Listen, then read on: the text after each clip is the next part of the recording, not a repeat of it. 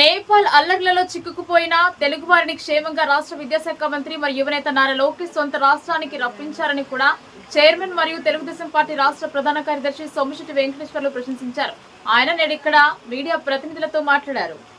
నేపాల్ దేశంలో మనవాళ్లు ప్రాణాలతో బిక్కుబిక్కుమంటూ గడిపారని వెంకటేశ్వర్లు సందర్భంగా చెప్పారు. అయితే కేంద్రం స్థాయిలో చొరవ చూపి ఆ ప్రభుత్వంపై ఒత్తిడి తెచ్చి సమన్వయం చేసుకుని తెలుగువారిని రప్పించడం అంటే గొప్ప కార్యమని కూడా ఆయన చెప్పారు. ఈ సందర్భంగా యువనేతకు మనస్ఫూర్తిగా కృతజ్ఞతలు మరియు ధన్యవాదాలు తెలియజేస్తున్నానని కూడా సోమిశెట్టి వెంకటేశ్వర్లు స్పష్టం చేయడం జరిగింది. ఇప్పటికే కూటమి ప్రభుత్వంలో క్రియాశీలకంగా ఉంటూ నవ్యాంధ్ర ప్రజల ఆశాజ్యోతిగా నారా లోకేష్ ఉన్నారని ఆయన చెప్పారు. మంత్రి లోకేష్ తర్వాత తెలుగువారు హాయిగా ఊపిరి పీల్చుకున్నారని, ఎలాంటి ఇబ్బంది లేకుండా సొంత రాష్ట్రానికి తరలి రావడం అనేది గొప్ప విషయం అని కూడా ఆయన చెప్పారు. రాష్ట్రంలో జరుగుతున్న సంగతి అందరికీ తెలుసు. ప్రజలందరికీ ఒకటేనండి, మనం రాష్ట్రంలో కొంతమంది యాత్రికులు కానీ, పక్కన రాష్ట్రాలకు కానీ, పక్కన చిన్న చిన్న దేశాలకు కానీ భగవంతుని ప్రార్థన చేసుకునేక, భగవంతుని మొక్కనిక కొంతమంది యాత్రికులు ఊళ్ళకు పోతారు. దాని పరంగా ఆంధ్రప్రదేశ్ నుంచి చాలామంది భక్తులు నేపాల్ కాఠ్మండు కొంతమంది పోవడం జరిగింది. నేపాల్లో జరిగినటువంటి సంఘటన ప్రతి ఒక్కరికి తెలుసు, రాష్ట్ర ప్రజలందరికీ. ఆ నేపాల్లో జరిగిన సంఘటన చూస్తుంటే అనుకోకుండా జరిగిన సంఘటనలో చాలామంది మన యాత్రికులు 200 మంది పైన అక్కడ ఇరుక్కోవడం జరిగింది. అక్కడ ఉన్నటువంటి బాధితులందరూ కూడా మొర్ర పెట్టుకుంటున్నారు.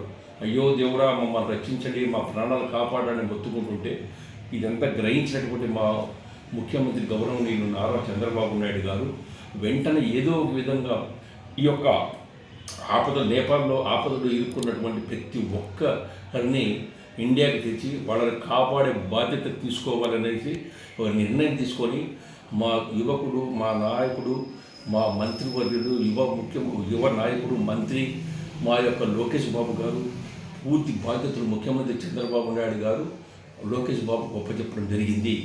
లోకేష్ బాబు గారు సెక్రటరీతో కూర్చొని కొంతమంది మంత్రులను, క్యాబినెట్ మంత్రులు కూర్చోబెట్టుకొని, అధికారులందరినీ కూర్చోబెట్టుకొని దీన్ని ఏ విధంగా ఇలా కాపాడాలి, సపరేట్గా ఎటువంటి పరిస్థితుల్లో ఇళ్ళకి చేర్చాలి, ఈ దేశాన్ని చేర్చాలనే ఉద్దేశంతో పట్టుదలతో ప్రతి ఒక్కరిని ఫోన్ కాల్ అందరితో పలకరించి ప్రతి ఒక్కరికి ఆపద భయపడొద్దండి, మీకు మేమున్నాం, మీకు భరోసా ఇస్తున్నాం, మిమ్మల్ని ఈ ఇళ్లకు చేర్చి మీ ఇళ్లలో చేర్చే బాధ్యత మాది, మేము బాధ్యత తీసుకుంటున్నాము అని చెప్పిన వెంటనే అక్కడ ఉన్నటువంటి బాధితులు ఎవరైతే ఉన్నారో, ఇరకపోయారో అక్కడ అల్లర్లలో, ఆ బాధితులు నారా లోకేష్ గారు మాట్లాడిన తర్వాత ప్రతి ఒక్కరు సంతోషపడుతున్నారు.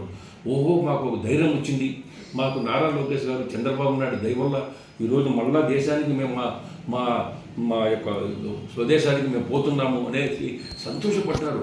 అక్కడున్న మహిళలు కొంతమంది ఆ ఉన్నటువంటి ఎయిర్పోర్ట్కి వచ్చి చాలామంది మహిళలు కానీ, చాలామంది పెద్దలు కానీ, అక్కడ ఎవరైతే ప్రయాణికులు ఉన్నారో అందరూ చెప్తుంటే మాకు బాధ, నేను కూడా బాధపడ్డాము అందరం.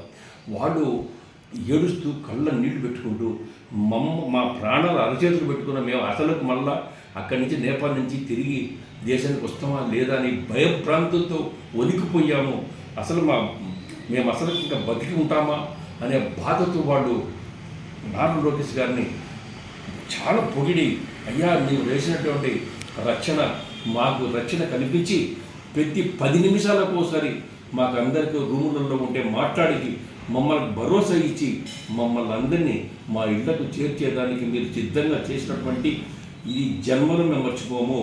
అందుకనే నారా లోకేష్ గారు కూడా ప్రతి ఒక్కరికి ధైర్యం చెప్పి ప్రతి ఒక్కరిని స్పెషల్ ఫైట్ చేసి అందరినీ కాపాడినటువంటి మహానుభావుడు మా లోకేష్ బాబు. ఇదంతా కూడా భగవంతుని దయ. లోకేష్ బాబు ఇవాళ మేమందరం కూడా రాష్ట్రంలో ప్రజలందరం కూడా నారా లోకేష్ని ఈరోజు ప్రత్యేకంగా కృతజ్ఞత తెలియజేస్తున్నాము. మీరు చేసినటువంటి ఈ పని జన్మలో కూడా ఎవరు మర్చిపోరు. ఇది కొంతమంది ప్రాణాలు కాపాడినటువంటి మీరు మహానుభావుడు. నిజంగా చూస్తే కూడా ఇది ఎవ్వరికీ తట్టని ఆలోచన మీకు తట్టింది. చాలా సంతోషం, మంచి ఆలోచన. 10 మంది ప్రాణాలు కాపాడినటువంటి మా నాయకుడు మా లోకేష్ బాబు వారికి హృదయపూర్వక కృతజ్ఞత తెలియజేస్తున్నాను.